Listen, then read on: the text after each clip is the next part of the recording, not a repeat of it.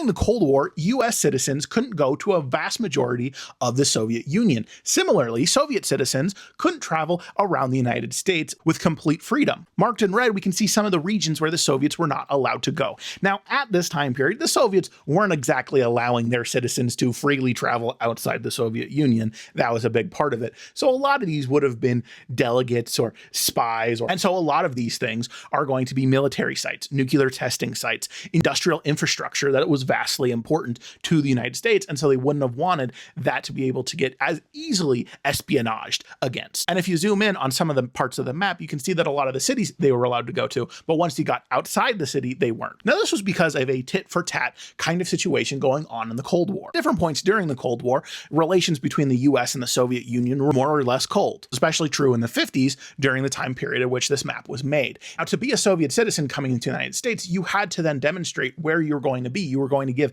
a full itinerary to the US to be allowed to enter. And so as part of that, they were restricting a decent chunk of the United States. Now, you could see that basically all of that was important infrastructure and strategically important stuff in case there was a war. And thankfully, we never had a World War III scenario with the Soviet Union.